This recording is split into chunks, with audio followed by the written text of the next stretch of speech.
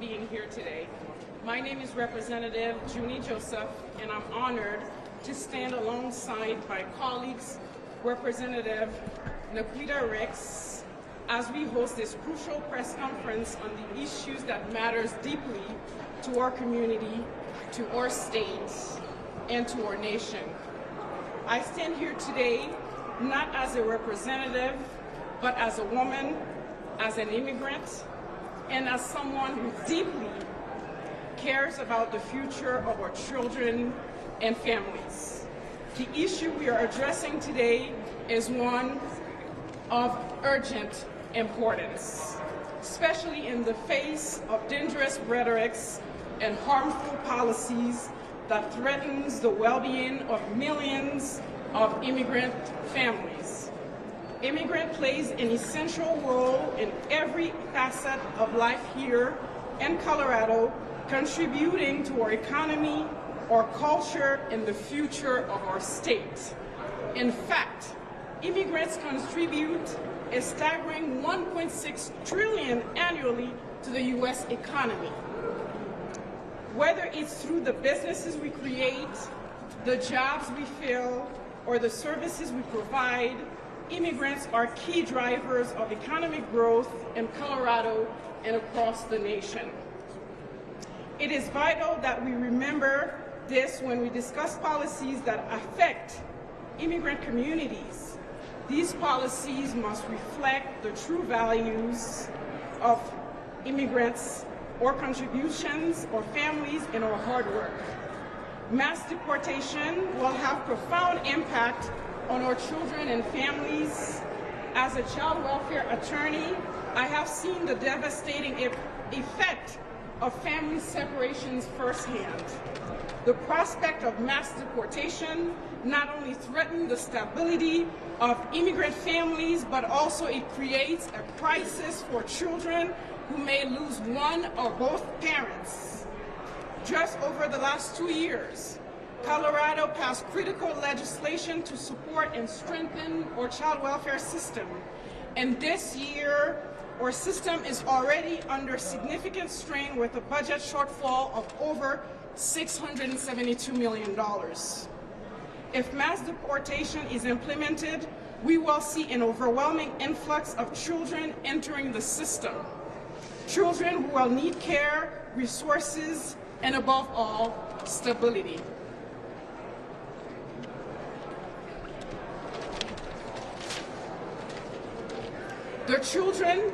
These children are American citizens, and they have a right to life with their families, to feel safe and to thrive. But the reality is that many will face the horror of becoming orphans, separated from their families, and plunge into a system that is already overburdened. All American children have the right to family integrity. As a woman and as an immigrant, I am deeply troubled by the harm these policies could cause to families across the nation. I stand here today to call on President Trump and all my colleagues on both sides of the aisle to show compassion to all our children, because all children have the right to family integrity. No child should have to endure the trauma of being separated from their parents due to policies that prioritize fear over humanity. We cannot afford to ignore our economic and social costs of such policies. We must protect our children, honor family unity, and ensure that our communities remain strong and vibrant. Today, I stand here with a strong message. We're all part of this country. Immigrants have contributed to the economy, to the culture, and to the fabric of our communities. We must protect and uplift immigrant families, not tear them apart. I call on President Trump to reconsider his policies that would devastate families, harm children, and weaken our economy. Instead of mass deportation, we must work to build a system that values dignity, family, and the incredible contribution that immigrants make to our society. Together, we can ensure that our children grow in a country where family integrity is a right, not a privilege. Let's reject policies that harm our communities and work toward a future that is built on compassion, respect, and opportunities for all. I'd like to give you a quick overview of today's program. Today we have Christian Solano-Cordova, a modest theater undocumented American monologist, will share his powerful personal story with Boulder County DA Authority, highlighting the deep emotional and legal complexities that mixed status families experience when one parent faces deportation. We also will hear remarks from key leaders and advocates, including Papa Dia, Executive Director of the African Leadership Group, a representative from the American Friends Service Committee, Denver and Colorado for Immigrants' Rights, a speaker from the Colorado Immigrants' Rights Coalition, and Juntos Families and Juntos Community will offer further insight into the ongoing challenges immigrant families faces in navigating the U.S. immigration system. You will also hear from Senator Julie Gonzalez, Colorado State Representative Velasco, and Yara Zokai. And then after that, we will take questions. For now, I will cede the floor to Representative Ricks.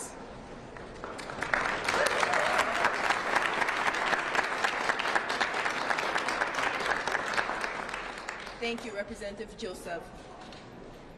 As an immigrant myself, I know firsthand the courage that it takes to share your story.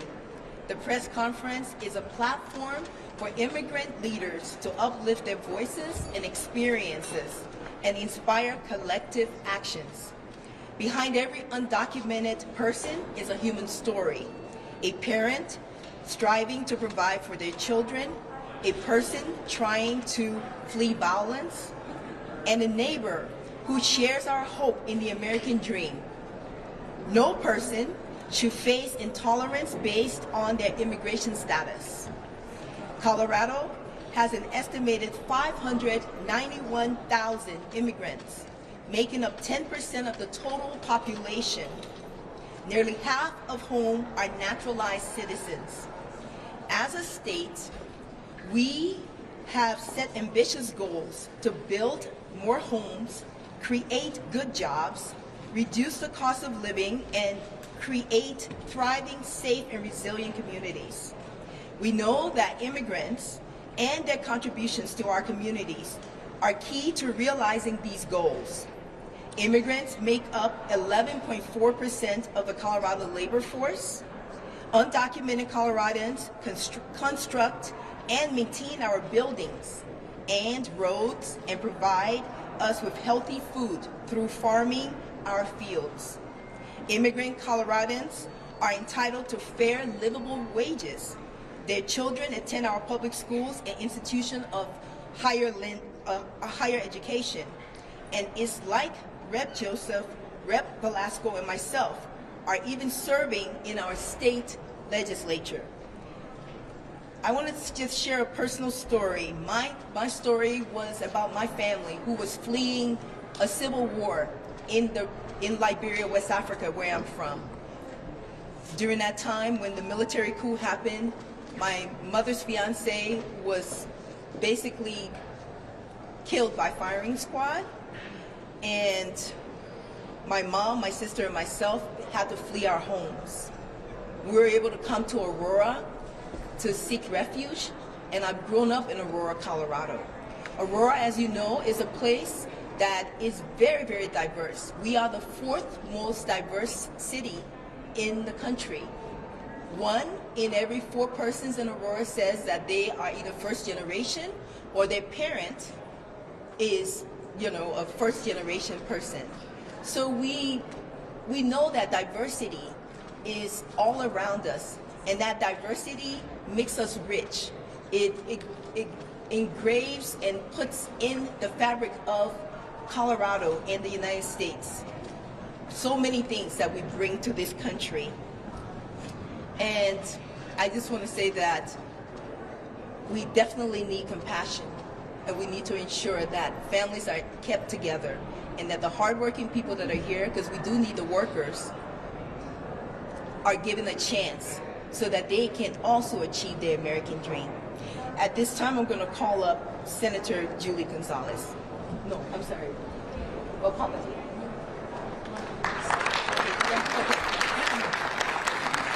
We're going to hear from the monologist.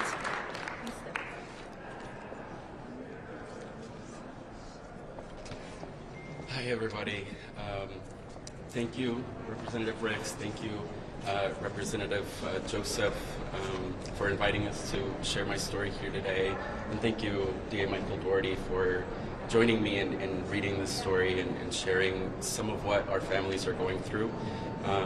I think, for immigrants at home, I hope you remember that as Coloradans, regardless of any immigration status, we have legal protections under both Colorado law and the U.S. Constitution, and we must continue to organize as a community to ensure that we all know what our rights are and we are prepared to exercise them. Good morning, I'm Michael Doherty. I'm the District Attorney for Boulder County, and I'm grateful to be a small part of today, and I want to thank Representative Ricks and Representative Joseph for everything they're doing and for all the people who are here today. As District Attorney, my top priority is always public safety, and I want to make sure individuals know what protections that we have in Boulder County and throughout the state of Colorado, so that victims of sex assault, domestic violence, hate crimes know that they can come forward and justice can be done. And right now, there are a lot of valid fears and concerns in the community because of the rhetoric and the actions taking place at the federal level. So I stand with you today to make sure that people know in the name of public safety and human rights that Colorado will continue to provide protections for individuals. I also stand here today because I'm the proud grandson of 4 Irish immigrants who came over on a boat and settled in Brooklyn, New York, which is where I was born and where I lived until I moved to Boulder. They came with little but the shirts on their backs, and I'm really humbled and grateful that I stand before you today as an elected official. And it's because of their hard work, but it's also because they had opportunities and a path that not everyone has. And if you know anything about the Irish, you know that we like to talk about our history, our lessons, through story. So I'm really grateful that Modus Theater brings us together today, Christian and me. I've participated with Modus since 2018 in telling stories on behalf of undocumented individuals and also formerly incarcerated individuals. Because it's through those stories that we recognize the real life impacts of our actions, our laws, and our words. And I really want to thank Christian for his strength and courage in him being here today and putting together this story and allowing me to be a small part of co-reading it along with him. Thank you so much. My name is Christian Solano-Cordova. I am a Modus and Docu America monologuist, and this is my monologue entitled The Meaning of Courage.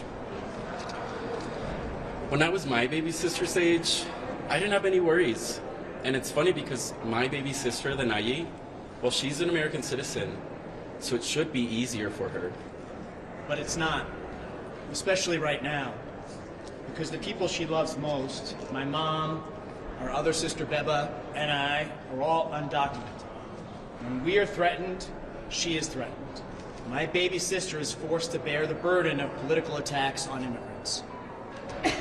I remember election night 2016.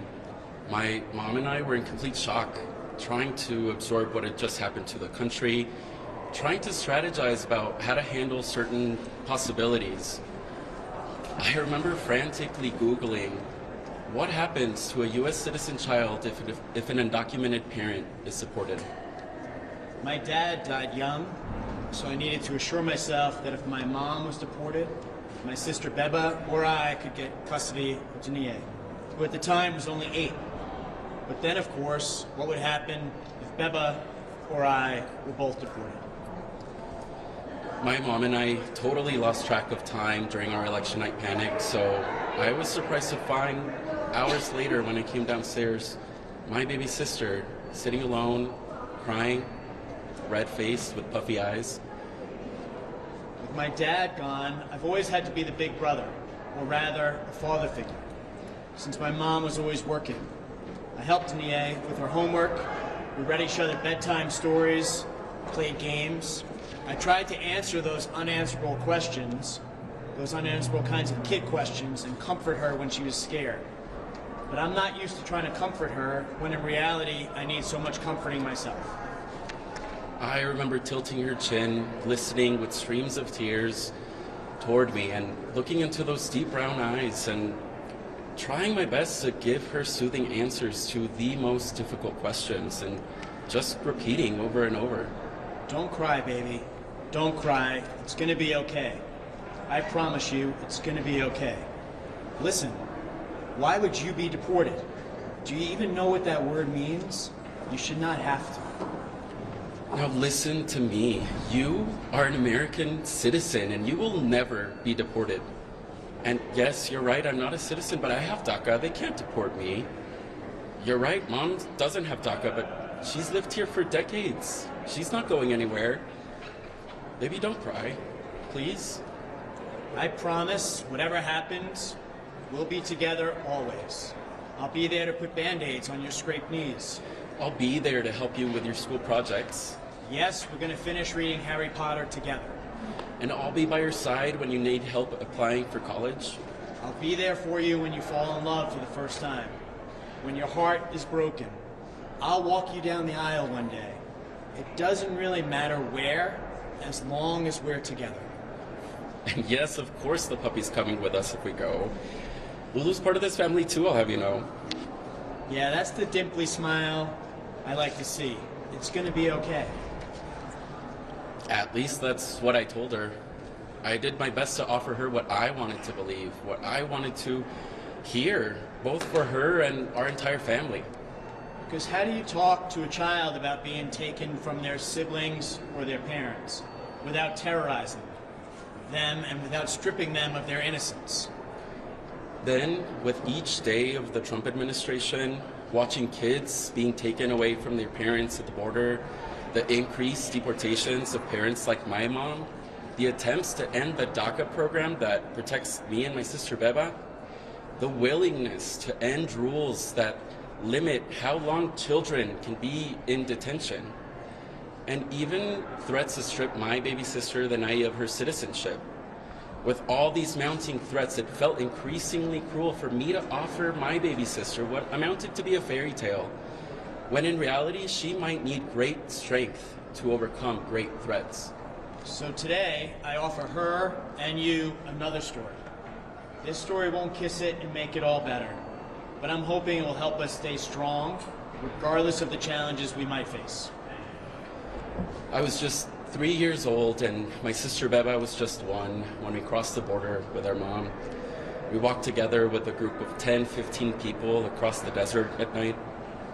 We walked for hours and hours at night. I remember we were out in the middle of nowhere, following a dim sliver of light in the distance. I imagined we followed it because it meant we're going the right way, some shining city on a hill.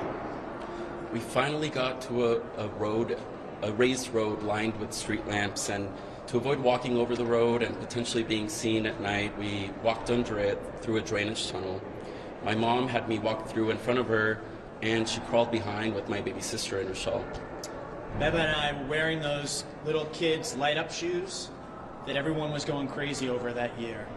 Mom had saved up a lot of money to buy them because we were going to be seeing our dad after a year of him being in the U.S. on his own. And she wanted us to look our best. The shoes were actually super helpful in the drainage tunnel to light the way for our mom and all the other people crawling through on their hands and knees. But of course, in the dead of night, they were a dead giveaway. When we were finally able to catch a whiff of fresh air and see a little bit of moonlight at the end of the tunnel, the coyotes urgently requested that I take off my shoes. "There's a Border Patrol car parked outside," he whispered. The drainage tunnel emptied out right next to a gas station where a Border Patrol car was parked. The officers were inside, we assumed, so we waited for a while, hoping they would return to their car and drive away. But no one was coming out. And for some reason, the coyotes grew impatient and abruptly told everyone to move. And in the chaos, everybody immediately scrambled, crawling behind tall grass on their hands and knees, as the coyotes gave us voiceless commands with their fingers on their lips and pointing to the ground. But the ground was covered in cactus thorns and pricklies, and I didn't have any shoes. So while everyone else crawled, my mom stood up, carrying both Beba and me in her arms, and she just started walking. At first, I thought she was giving up because we would surely be seen. Everyone else was still crawling on the ground, but she stood up tall and walked with a defiant pep in her step, as if she belonged right there where she stood. That's the moment I realized that she hadn't given up. She just had faith that walking quickly and quietly was her best strategy to protect us. She was resolved that somehow, somewhere, she would find a place to call home, somewhere where our family could thrive. I have never forgotten the look on my mom's face as she walked out into the darkness of an unknown country. That is when I first learned the real meaning of courage. It's not to pretend to be immune from fear, but rather to calmly and steadily take action in spite of it. Now, some continue to characterize my little 3-year-old self as a diseased toddler criminal murder rapist gang member in the making. They have succeeded in scaring many good people who don't know any undocumented people into thinking that a mother carrying her children to safety is nothing less than an invasion.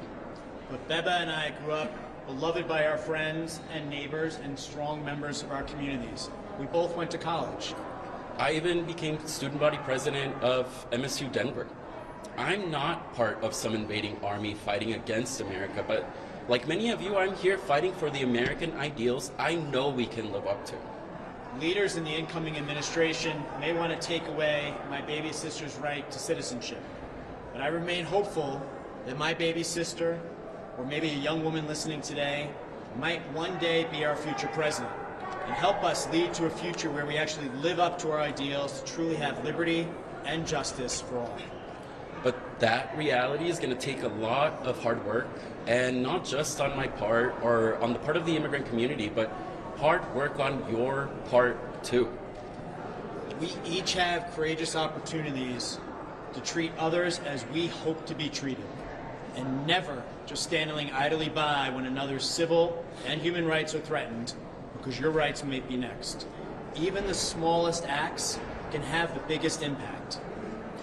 As Anne Frank once wrote in her famous diary, how wonderful it is that nobody need wait a single moment before starting to improve the world.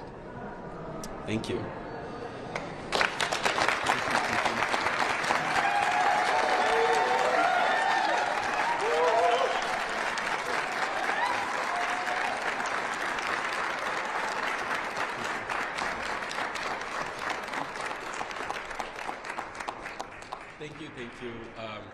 Thank you, D.A. Gordy, for standing in my shoes and holding the weight of my story. In light of all of these immigration actions the administration has taken in the last couple of days, do you have any reflections of how reading my story here today impacted you? Yes, and Christian, first I want to let you know what an honor it's been to stand alongside you and read your story, so thank you. I really greatly respect your courage and your strength and your leadership today and throughout your life. So when you ask me what's impacted me in preparing for and being a part of your story today, I would say it's your journey. The journey you took to this country, the journey you've taken as a son, brother, and leader in this community, and the journey you're leading us on and making this a better community and a state for all. So thank you.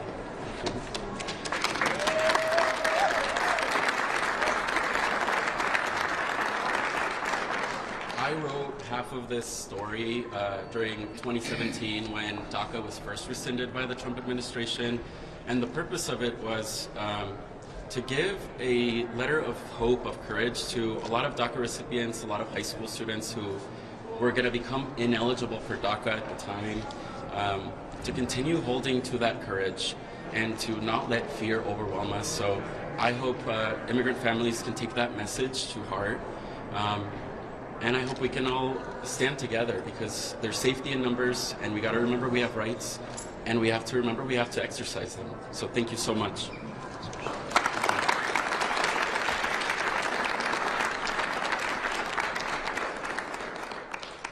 And now we'll have remarks by Papa Ja from the African Leadership Group. Papa? Thank you.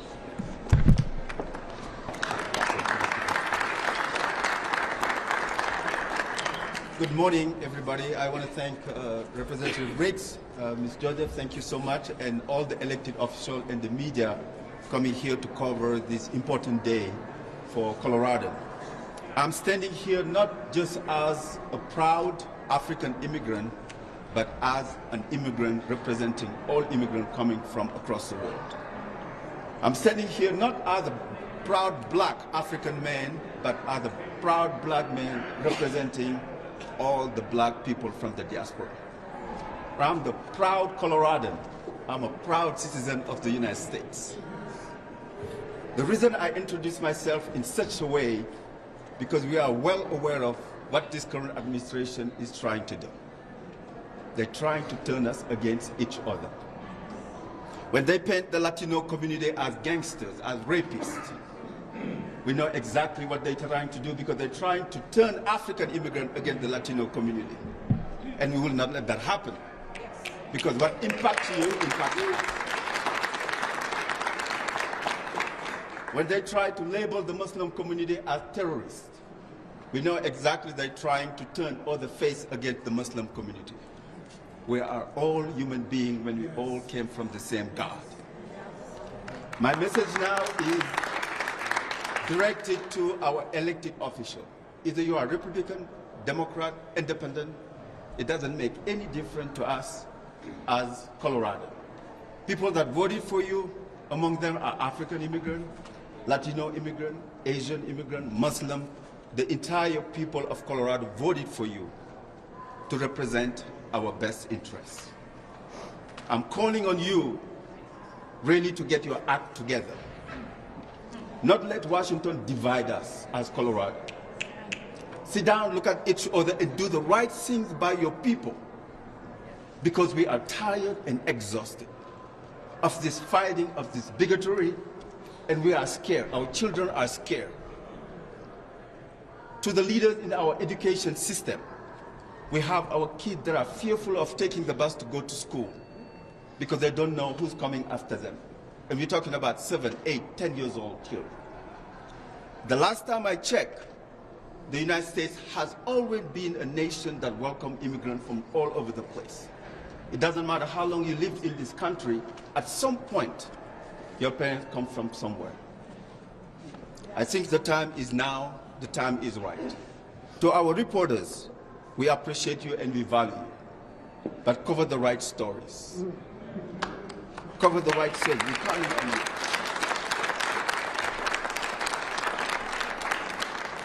To our police officers, we want you to do the right thing, because we encourage our people to obey the law and do the things the right way. But don't be targeting minority communities, because we know exactly that's what the current administration wants you to do. We are counting on you. We are counting to work alongside you. Let us know where we can help you, if you need translation to be done, whatever you need to do. But we call on you to do the right thing. To the governor, all the elected mayor, all the city council, we love you and we are counting on you. Thank you for giving me this opportunity. God bless you.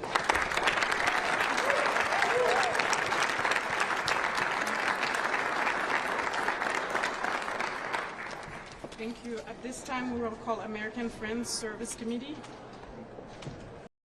and Coloradans for Immigrant Rights.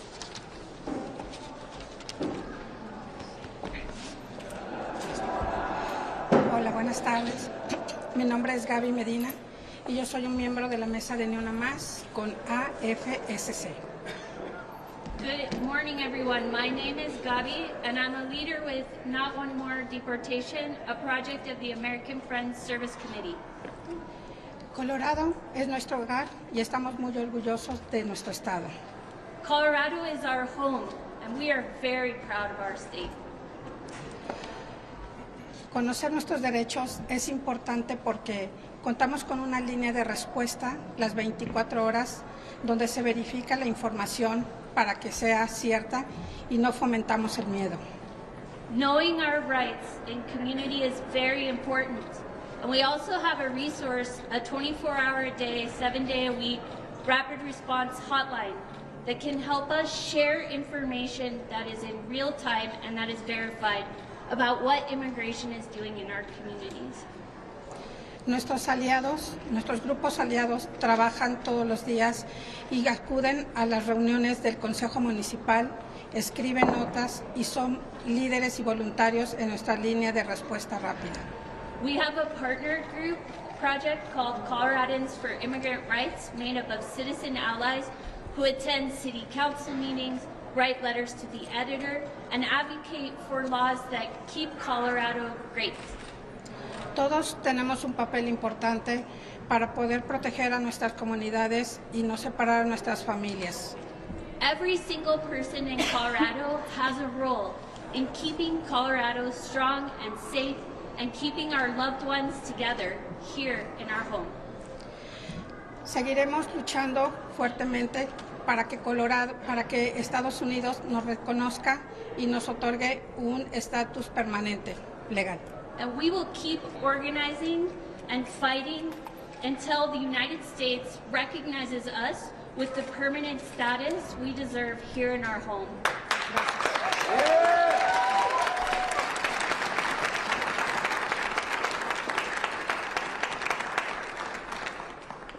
We now will go with CIRC, the Colorado Immigrant Rights Coalition.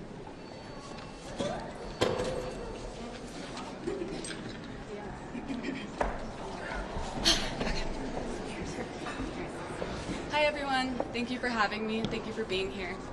My name is Katie Leon and I am the North Region Organizer with the Colorado Immigrant Rights Coalition, and I'm a DACA recipient. I've grown up in Colorado since I was 8 months old. I attend a school here, I work here, and most importantly, I've created a community here. This is my home. However, I remember the anxieties and the constant worry my parents were subjected to when we first arrived in Colorado. I was just a child, but I understood the gravity of it all. The way in which we were dehumanized, called criminals, and scapegoated. Yet, even with the pervasive anti-immigrant rhetoric, my community rose above it to be heard. They dared to dream of a Colorado they could call home, a state with policies that welcomed us instead of antagonizing us. Because of this, my life has coincided with a series of pro-immigrant wins, fought for by people like me, who through every barrier presented were committed to creating a safety net in the state for our community and our families. When I needed a driver's license, SB 251 created a pathway for me to get one. When I experienced my first traffic stop, I did not have to worry about collaboration with ICE or a deportation. When I was applying for college, the asset bill ensured that I had access to in-state tuition and that I eventually graduated. And now, at 23, I get to protect the same community who paved the way for me to stand here in front of y'all. And just like those that dreamt up and made those protections a reality, it is now our turn to carry the torch forward. We owe it to ourselves, our families, and to all the immigrants that call Colorado home. This new administration has decided to lead with hate, extreme anti-immigration legislation, and promises to push increasingly dehumanizing and criminalizing rhetoric at the national level. These first few days have begun with a series of executive orders that perpetuate xenophobia, transphobia, and restrict reproductive freedoms. These threats create trauma that lasts generations. No parent, no sibling, no child or friend should have to live with these anxieties. These feelings of anger are valid. Whatever these next 4 years bring, we must remember, we are stronger, better, and safer together. Now it's time to look out for one another. We are the front lines of our community. We keep each other safe. Let's work together to ensure our immigrant community knows that constitutional rights apply to everyone, regardless of immigration status. And as a reminder, if you encounter ICE or are a witness of an ICE raid, we ask that you contact our rapid response hotline at 1-844-864-8341. I will say it one more time. Yeah. Yes. 1-844-864-8341. Here at CIRC, along with all our partners across the state, we are committed to fighting for our immigrant community today, tomorrow, and for as long as it takes to secure justice and dignity for all who call Colorado home. Thank you.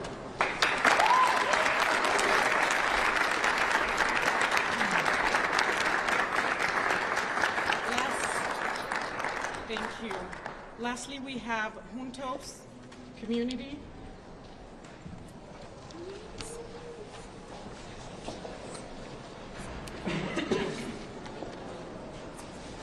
Good afternoon, everyone. Thank you for being here today.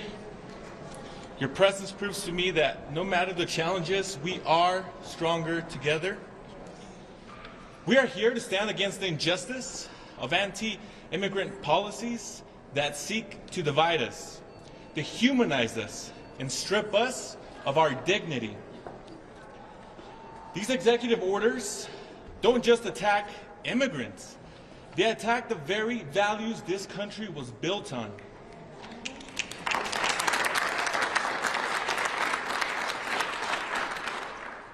Freedom, opportunity, and justice for all. Today I want to talk about resilience, specifically the resilience of DACA recipients and immigrants across this country. These are individuals who were brought here as children, grew up in our schools, worked hard, and call this nation their home. They are dreamers, teachers, healthcare workers, business owners, and so much more. Let me tell you about one of them. There was a boy who came to this country at the age of 7. He didn't speak a word of English. He was scared, unsure, and constantly felt the weight of being different. But through hard work, determination, and deep community support, that boy grew up and found his voice. He pursued his education, embraced his community, and one day he founded a business dedicated to creating systems of equality for underserved communities. That business is now helping build generational wealth, creating opportunities, and providing jobs for immigrants and U.S. citizens alike. That boy took the opportunities he was given and turned them into something that could uplift others. And that boy was me.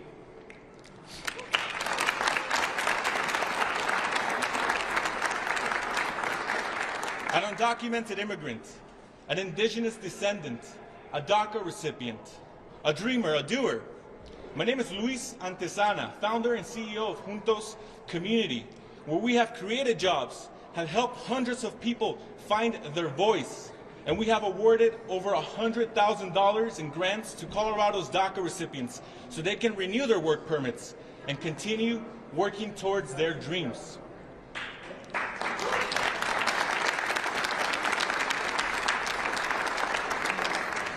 I share my story, not because it's unique, but because it represents the story of so many others. It's a reminder that when immigrants are given the chance to thrive, we don't just contribute, we transform communities. We embody the promise of America, and thereby we are America.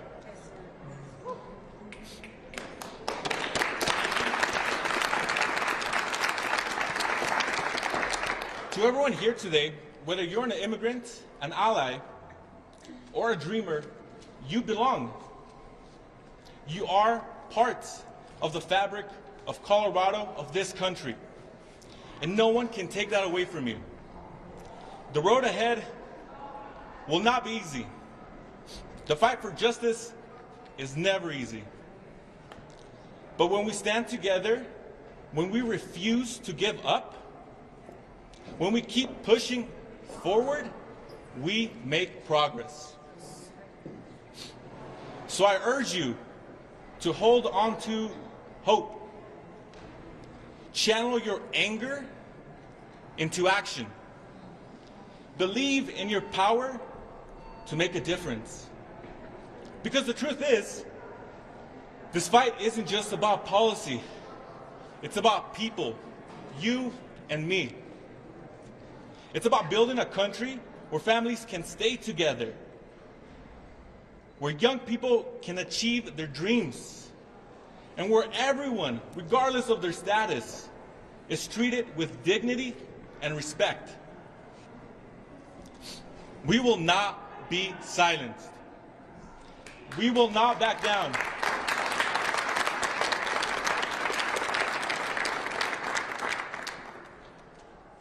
And like the generations before us, we will not stop until justice prevails. Together, juntos, we are unstoppable. Thank you.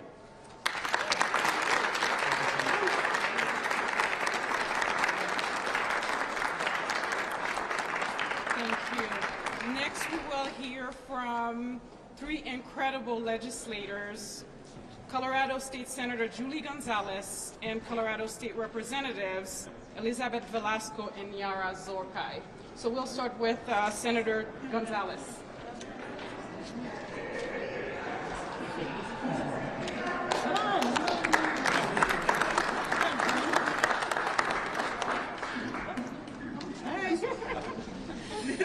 Hi, everybody.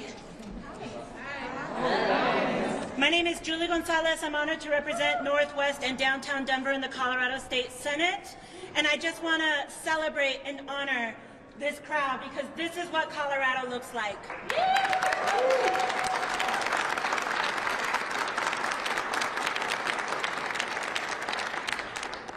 Here you see represented before you business leaders, healthcare workers, educators, legislators. We make Colorado run, and we are stronger together. And so now in this moment, when it is easier to divide, when the fear comes up in your bones and you are so afraid that you don't know whether it's okay to dial 911, that's a set of circumstances that makes us all less safe. Given that, as a Chicana, as someone whose family has been in southern Colorado since before it was Colorado, since before it was the United States, since before it was Mexico,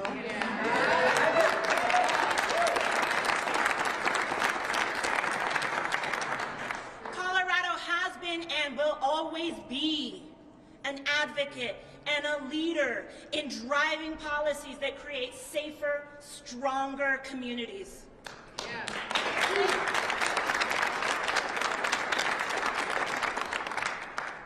Look, I'm real disappointed, but I'm not surprised by Donald Trump's division, cruelty, and ugliness.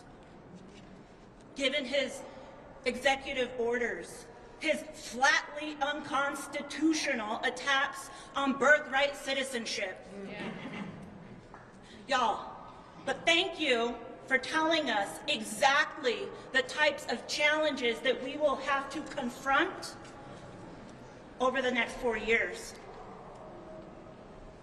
Look, those executive orders are full of harmful mischaracterizations, false narratives. Let me remind you, immigrants are more likely to be victims of crimes than perpetrators.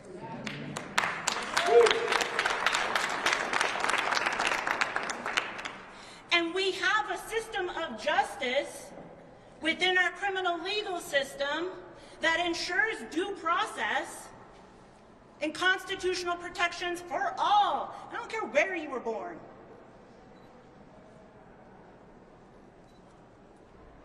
But what that fear and rhetoric and division ends up leading to are more threats, or more attacks. Children being afraid to engage in school, go to a library. With the rescission of the recent executive orders regarding sensitive locations, hospitals, schools, weddings, funerals, churches are now places where ICE thinks that they can come forward and conduct their activities. Well, that doesn't look like safety to me. And so, what an honor and a joy to be here with this group of Coloradans that actually reflects what unity and strength looks like. You've heard from folks doing Know Your Rights trainings. You've heard from folks staffing the hotlines. Y'all, you have heard from legislators, and we will be doing our work too. But let's roll up our sleeves, because we've got to do that work together. Thank you.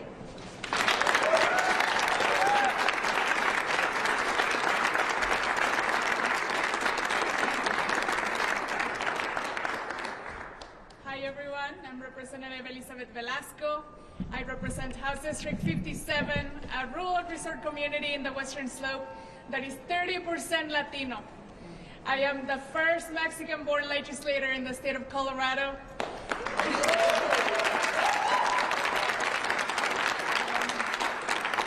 The first Latina, the first queer person to ever represent the Western Slope.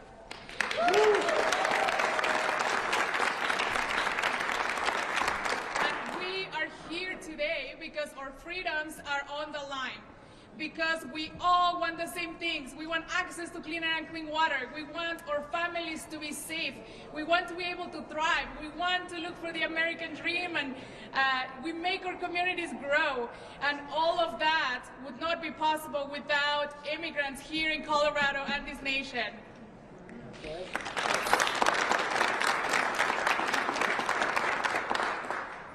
And it's been really, it just feels like never is enough. I am the co-chair of the Latino Caucus. I was a wildland firefighter. I'm a co-whip with my Democratic Caucus.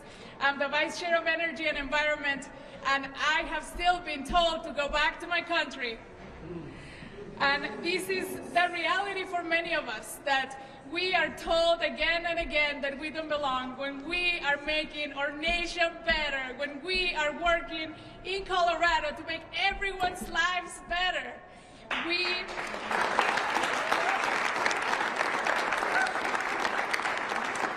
are firefighters, we are service workers, we are nurses, we are teachers, we are everywhere in our communities.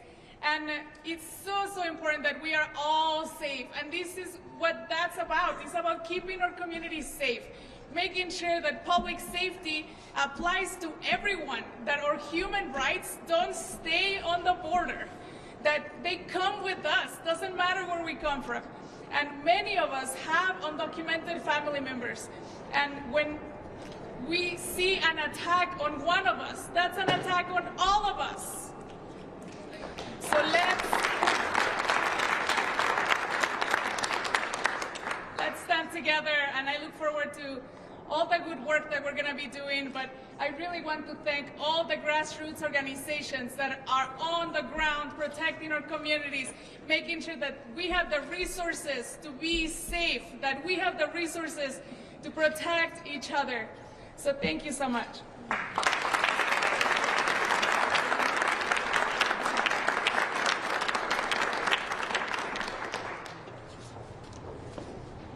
Hi everybody, my name is Yara Zokai. I am proud to represent House District 52 in Fort Collins. I want to thank my colleagues and allies and members of the press for joining us today. I'm joined by my colleague. I'll let her introduce herself. Good afternoon, everyone. My name is Iman Judah, and I'm the state senator for Senate District 29. Before I hand it back over to my very good representative, I want to say a few months ago, we founded the joint Manasa and Muslim Caucus, Manasa standing for Middle East, North Africa, and South Asia, because we saw the writing on the wall.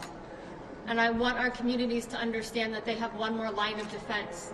They have reputation from the first Palestinian and Muslim elected and the first Iranian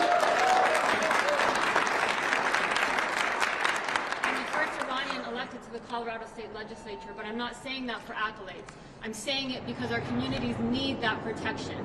And I'm saying it because we are power in numbers. And all of you and everyone behind me are those power in numbers. And I will end with saying, everyone here needs to give the people who spoke today a round of applause for their bravery and courage for saying their stories.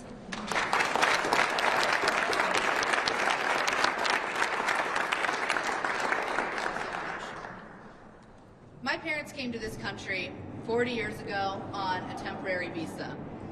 My mom slept in an infested apartment on the floor with her brother and her mom.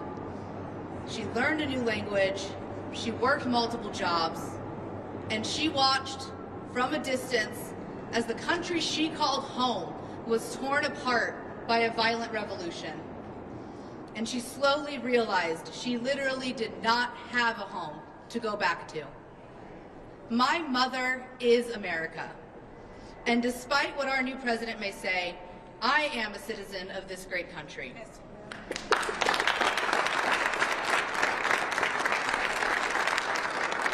I know there are many Iranians, Palestinians, people of Middle Eastern descent that are feeling the same pain that I am feeling right now.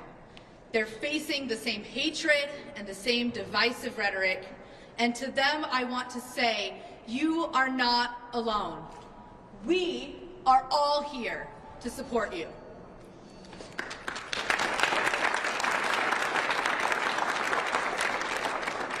Senator Judah and I started the joint Muslim and Manasa Caucus to make sure that our communities have a voice too.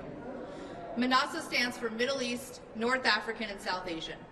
Our caucus is here to support our communities and our immigrant families and to uphold our Constitution, which does state that all people born in the United States are citizens of the United States.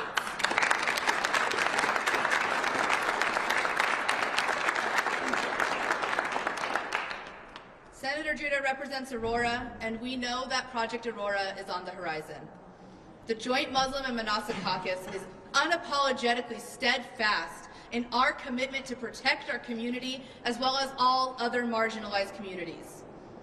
I am proud to be the daughter of immigrants. I am proud of the immigrants who make Colorado an amazing place to live. I am proud of the immigrants who make this capital function every day. We are not America without our immigrant communities, and we will stand strong together. Thank you.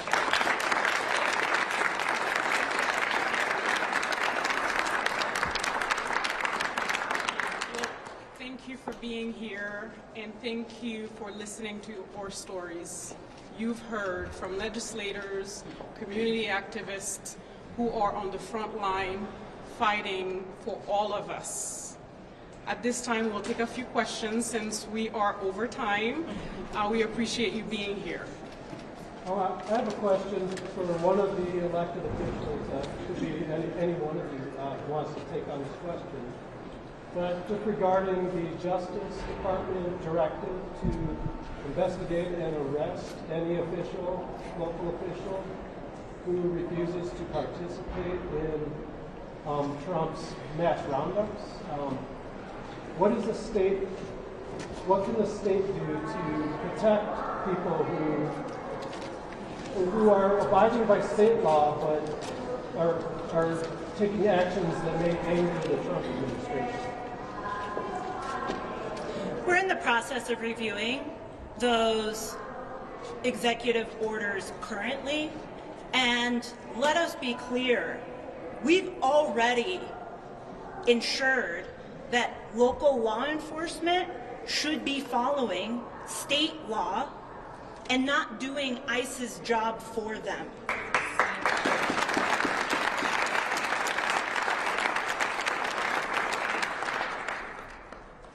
We're reviewing the orders.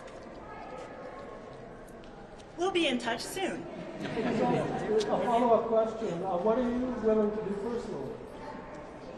Since you are an official and this could affect you. I'll be doing what I think we're all going to continue to do, the work that we have always done, which is work in our communities to ensure that every Coloradan is safe and has the opportunity to thrive. Thank you.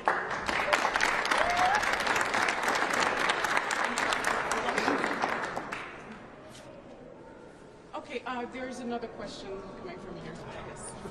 I was just going to say, ask if you've been in contact with the Attorney General. Are you aware of any lawsuits against any directives? Look, today is about giving the immigrant community, the leaders here, their opportunity to have their voices heard. We'll have space and time for policy conversations. We are absolutely in contact with education officials, with our local and state partners, with our governor, with our attorney general, and with any and everybody else who'd like to offer their opinion. I look forward to that work ahead. I just wanted to note, we do also have an immigration caucus that is an informal caucus that we have where we have those conversations. So yes, we are having those conversations with one another inside the state capitol to find ways to ensure that we protect our community members. You have heard from my own DA Doherty. I have an advisory committee where I meet with my police chief every month. That's also part of the conversation. Again, yes, you look to us to do the work to protect the community, but we also will ask that the rest of the community as well do some of the work to protect one another as community members and as neighbors. Thank you.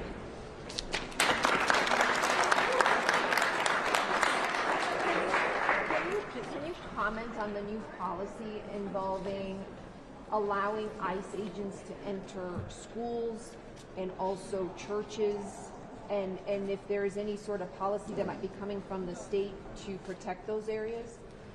Yeah, hello. My name is Jennifer Piper with the American Friends Service Committee, and before we get to that question, I just wanted to really encourage all of the press here today to ensure that when you're asking questions, there's a public document that's been published that we can answer your questions about. As of yet, the order you're discussing hasn't even been published. And also to do the due diligence on these orders to explain the civic process.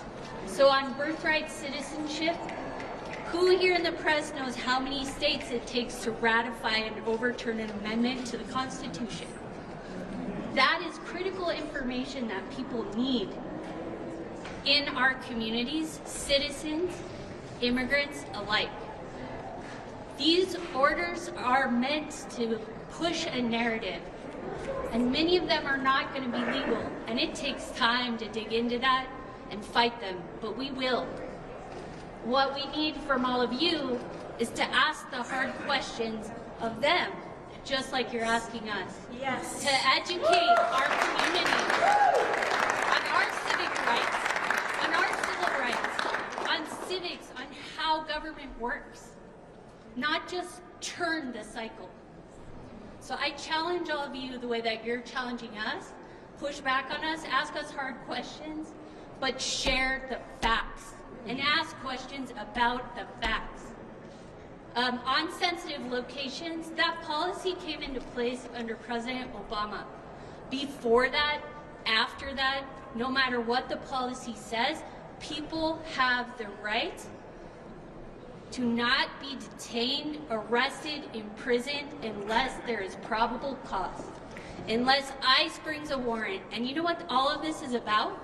Whether ICE is a special agency that has exceptions from the Constitution, or is a law enforcement agency that needs to do their damn job, which is bring a warrant, investigate, have probable cause, and they never do. So whether it's a school, a church, a hospital, they need a warrant. And if they don't have it, they don't get in. That doesn't change based on some policy directive from the president, whether it's Obama, Biden, or Trump. We've seen these attacks administration after administration, and our rights stay the same. Thank you. Thank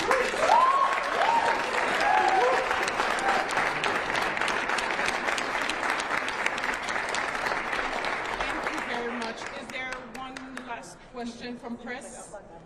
Yes. We can't hear you. About an hour before things got underway here, Governor Polis said that he would be in a letter that was sent to him by Congresswoman Orzover, Congressman Dave Evans, Congressman Jim White, asking Governor Polis to repeal any local laws that directly affect local law enforcement interacts with federal immigration authorities. So I'm wondering, are there any ways that seem to protect those laws and I just wanted to add that we have not seen the letter and we can't respond for Governor Polis, but we know the work that we're doing inside our legislature and our chambers, and we'll continue to do that work. I can speak for myself. If Governor Polis, the work that he does or he intends to do in this space will help Coloradans and my community members, I will stand behind him. And that's my answer to you. But I have not seen the letter, and I can't comment to a letter that I have not seen. Thank you. Thanks, everybody. Thank you. Okay, from here. Yes, please. I just want to ask about refugees. Has anything changed for the refugees, or is it still the same thing? Is it still the same policy regarding immigrants and refugees? Yeah. Has anything changed for refugees? I can't answer that. I don't think so. I think most of the directives have been against the undocumented immigrants. So, or, yeah, but I really can't speak to that at this point. Thank you. Thank you so much, everyone, for coming. Thank you.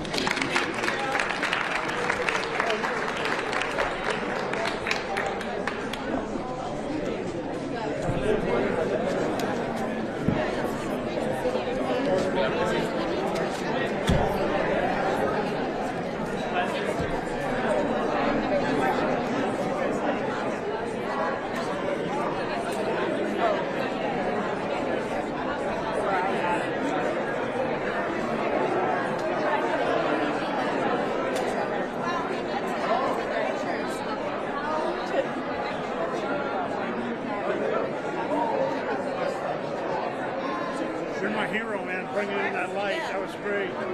Made all the difference.